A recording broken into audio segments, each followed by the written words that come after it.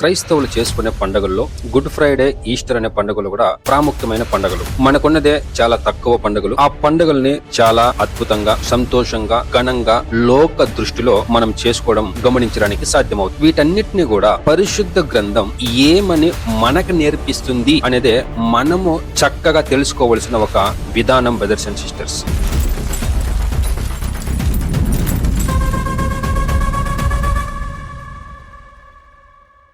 Praise lord brothers and sisters. ప్రభువైన యేసుక్రీస్తు మహాపరిశుద్ధ నామములో మీ అందరికీ వందనములు. పోయిన దినాల్లో మనం గమనించాం గుడ్ ఫ్రైడే యేసుక్రీస్తు మరణించిన దినమని, ఈస్టర్ అంటే ఆదివారం యేసుక్రీస్తు లేచాడు అనేసి లోకంలో ఉన్న క్రైస్తవులు లోకానుసారముగా చేసుకున్నారు. బ్యానర్లు పెట్టి, బొమ్మలు పెట్టి చేశారు. ఆ బ్యానర్ లో ఏమని రాసింటారు అని మనం గమనించినట్లయితే మార్కు సువార్త 16వ అధ్యాయము 6వ వాక్యాన్ని మనం గమనించినప్పుడు ఆయన లేచి ఉన్నాడు, ఇక్కడ లేడు అనే మాట రాసింటారు బ్యానర్ పైన. ఈయన సంవత్సరము మరణిస్తూ ఉన్నాడా? గుడ్ ఫ్రైడే సంవత్సరానికి ఒకే ఒక్క శుక్రవారం మాత్రమే మంచి వారము, మిగిలిన వారాలన్నీ బాగలేని వారాలా, బ్యాడ్ శుక్రవారమా అనేది ఒకసారి మనం వివేచన చేసుకోవాలి. యేసుక్రీస్తు సంవత్సరము మరణిస్తున్నాడా, సంవత్సరము లేస్తున్నాడా అనేది ఒక question mark. Brothers and sisters, నేను ఎవరికి విరుద్ధంగా మాట్లాడట్లేదు. ఎందుకంటే నిదానంగా ఆలోచన చేయండి బ్రదర్స్ అండ్ సిస్టర్స్. లోకానికి సువార్తను ప్రకటించడానికి వచ్చిన వారు అపోస్తులు. లూకా సువార్త 24వ అధ్యాయము 47వ వాక్యం మనం గమనించినప్పుడు సమస్త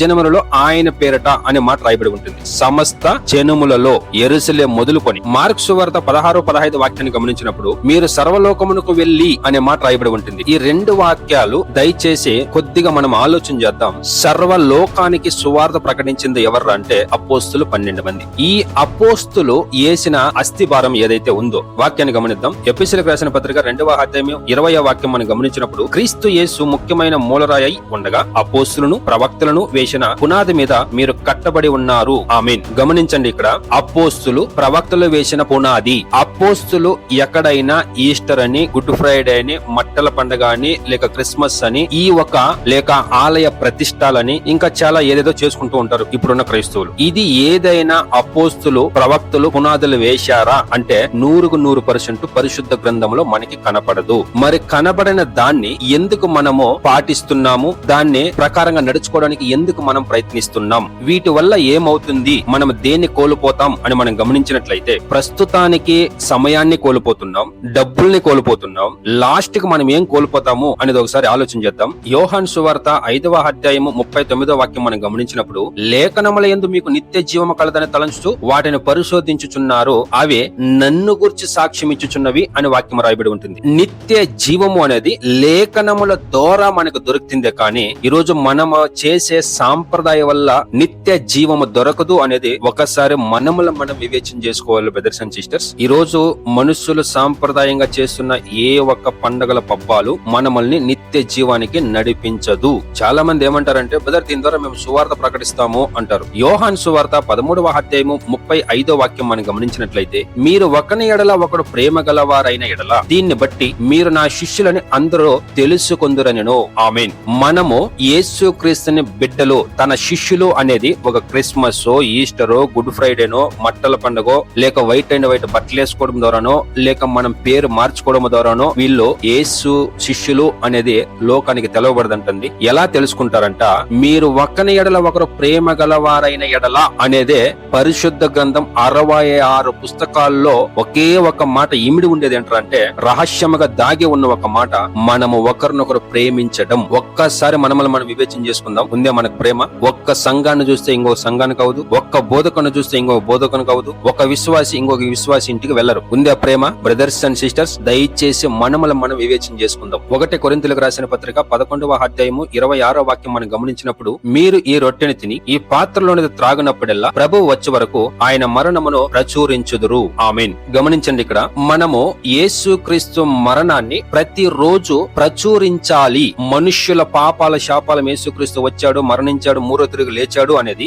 సంవత్సరానికి ఒక్కరోజు గుడ్ ఫ్రైడేకో, ఈస్టర్ కో, క్రిస్మస్ కో, దానికో దీనికో కాదు. ఇది ప్రతిరోజు మనము ప్రకటించాలి. ఇది మన పైన ఉన్న భారము అని పరిశుద్ధ గ్రంథం చెబుతుంది. కానీ ఈ రోజున్న బోధకులు గాని, విశ్వాసులు గాని చెప్పేది అంటే ఆ పండగ ద్వారా మేము సువార్త ప్రకటిస్తాము అని. ఇది మనుష్యుల బోధ, ఇది నిత్య జీవానికి తీసుకెళ్లదు అనేది మనం వివేచన చేసుకోవాలి. చాలా మంది ఏమంటారంటే యేసుక్రీస్తు మరణించలేదా, అలాగైతే ఆయన తిరిగి లేవలేదా అని క్వశ్చన్ ఇస్తారు. ఒక మంచిదే క్వశ్చన్. వాక్యాన్ని గమనిద్దాం. గమనిద్దాం. 1 కొరింథీయులకు రాసిన పత్రిక 15వ అధ్యాయము 3-4 వాక్యాలు గమనిద్దాం. నాకు ఇయ్యబడిన ఉపదేశమును మొదట మీకు అప్పగించితిని, అదేదనగా లేఖనముల ప్రకారము క్రీస్తు మన పాపాల నిమిత్తము మృతి పొందెను, సమాధి చేయబడెను, లేఖనముల ప్రకారము 3వ దినము లేపబడెను. ఆమేన్. గమనించండి ప్రియమైన దేవుని బిడ్డలారా, యేసు క్రీస్తు చెప్పిన మాటని ఇక్కడ పౌలు గారు మళ్ళీ లెటర్ల ద్వారా సంఘాలకు తెలియపరుస్తున్న విషయాలు ఏంటంటే, లేఖనముల ప్రకారముగా క్రీస్తు మరణించాడు, లేఖనముల ప్రకారంగా ఆయన 3వ దినము లేపబడ్డాడే తప్పితే సాంప్రదాయ ప్రకారంగా కాదు,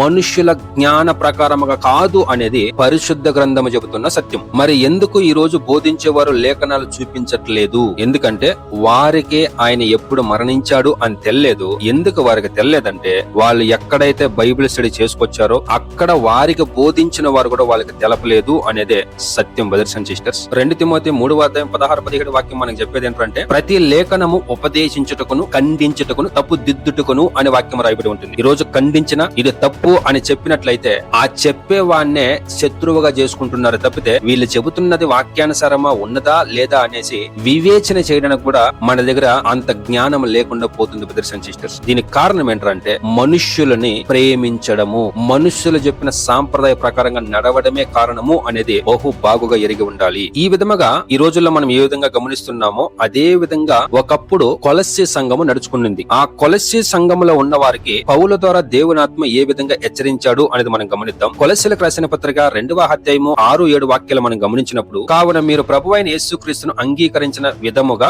ఆయన యందు వేరు పారిన వారై ఇంటి వలె కట్టబడుచు, మీరు నేర్చుకున్న ప్రకారముగా విశ్వాసమందు స్థిరపడుచు, కృతజ్ఞతలు చెల్లించుట యందు విస్తరించుచు ఆయన యందుండి నడుచుకొనుడి. ఆమేన్. గమనించండి, ఇక్కడ వాక్యానుసారముగా అంటే యేసు క్రీస్తు చెప్పిన ప్రకారంగా నడుచుకోండి అనేది ఆయన లెటర్ ద్వారా తెలియపరుస్తున్న విధానం. ఎందుకు అని మనం గమనించినట్లయితే, ఇదే కొలస్సీలకు రాసిన పత్రిక 2వ అధ్యాయము 8వ వాక్యాన్ని గమనిద్దాం. ఆయనను అనుసరింపక మనుష్యుల పరంపర ఆచారమును అనగా ఈ లోక సంబంధమైన మూలపాఠములను అనుసరించి మోసకరమైన నిరార్థక తత్వజ్ఞానము చేత మిమ్మును చెరపట్టుకొని పోవాడు ఎవడైనా ఉండునేమో అని జాగ్రత్తగా ఉండుడి. ఆమేన్. గమనించండి ప్రియమైన దేవుని బిడ్డలారా, ఇది నిన్న మొన్న మనుషుల సాంప్రదాయం మొదలైంది కాదు. ఇది ఆది సంఘములో కూడా ఉండిందే. ఆది సంఘములో ఉన్న వాటిని దేవుడు ఏ విధంగా సార్ట్ అవుట్ చేస్తున్నాడు అనేది గమనించండి. ఆయనను అనుసరింపక మనుషుల పరంపర ఆచరణను అనగా ఈ లోక సంబంధమైన మూల పాఠములను, ఇది ఈ మూల పాఠం ఎలాంటిదంటే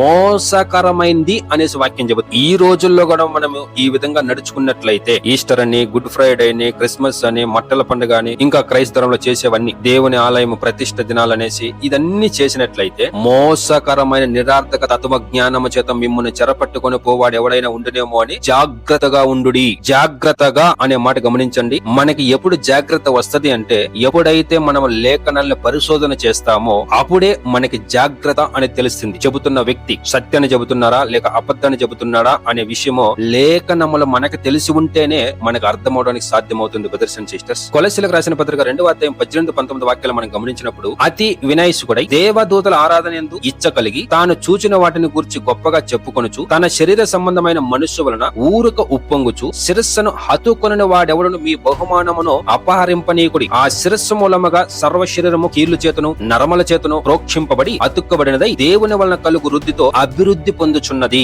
ఆమేన్. చాలా ఇంపార్టెంట్ వాక్యాలు 2 బ్రదర్స్ అండ్ సిస్టర్స్ ఈ ఒక బైబిల్ స్టడీకి. ఎందుకంటే గమనించండి, తన శిరస్సును హతుకొనిన వాడెవడోను మీ బహుమానమును అపహరింపనీయకుడి. శిరస్సును హతుకొనిన వాడు అంటే వాక్యానుసారముగా నడవని వాడు అని అర్థం. బ్రదర్స్ అండ్ సిస్టర్స్, అపోస్తులు ఏ విధముగా నడుచుకున్నారో ఆ విధంగా నడవని ప్రతి ఒక్కడు కూడా శిరస్సును హతుకొనిన వాడు అనేది మనము బహుబాగుగా ఎరిగి ఉండాలి. Pastor, reverend, bishop, senior pastor, junior pastor అని పరిశుద్ధ గ్రంథంలో అపోస్తులు ఎవరు కూడా పిలిపించుకోలేదు. మరి ఈ రోజు ఉన్నవారు పిలిపించుకుంటున్నారు అంటే అపోస్తుల కంటే గొప్పవారు ఎవరు లేరు అనేది బహుబాగుగా ఎరిగి ఉండాలి. అలాగైతే శిరస్సును హతుకొనిన వాడు మీ బహుమానమును అంటే మనకున్నది ఒకే ఒక బహుమానం ఏంటంటే నిత్య జీవం. శిరస్సును హత్తుకొనిన వాడెవడును మీ బహుమానమును అపహరింపనీయకుడి అంటే యేసుక్రీస్తు వాక్యానుసారంగా నడవని ప్రతి ఒక్కడు కూడా శిరస్సును హత్తుకొనని అంటే యేసుక్రీస్తుని విడిచేశాడు అనేది వాక్యము ఖచ్చితపరుస్తున్న సత్యం. వాక్యానుసారంగా నడుచుకున్న ప్రతి ఒక్క సహోదరి సహోదరుడికి దేవుని వలన కలుగు వృద్ధితో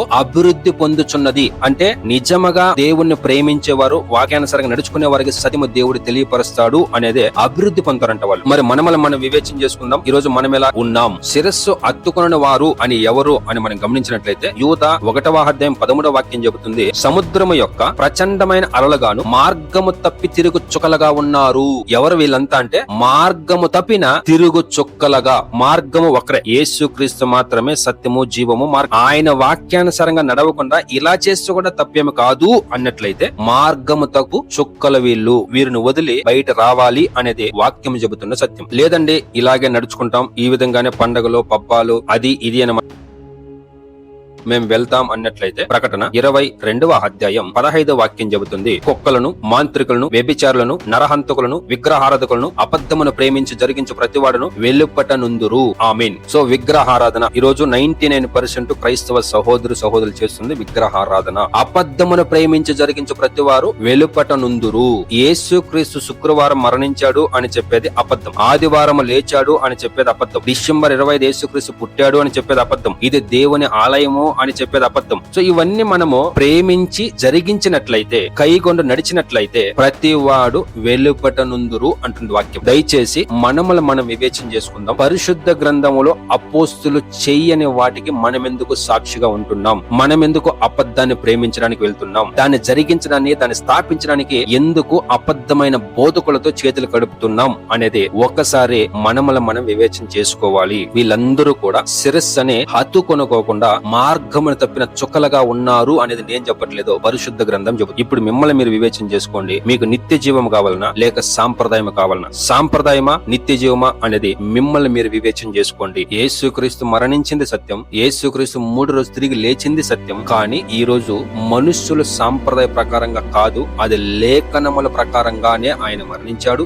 లేఖనముల ప్రకారంగానే ఆయన 3వ రోజు తిరిగి లేచాడు, గాని సాంప్రదాయ ప్రకారంగా కాదు. కనుక మిమ్మల్ని మీరు వివేచన చేసుకోండి. ప్రభువైన యేసుక్రీస్తు ఆత్మ మీకు తోడని మిమ్మల్ని సత్యంలో నడిపించును గాక. యేసుక్రీస్తు మహాపరిశుద్ధ నామమునకు మాత్రం మహిమ కలుగును గాక. ఆమేన్.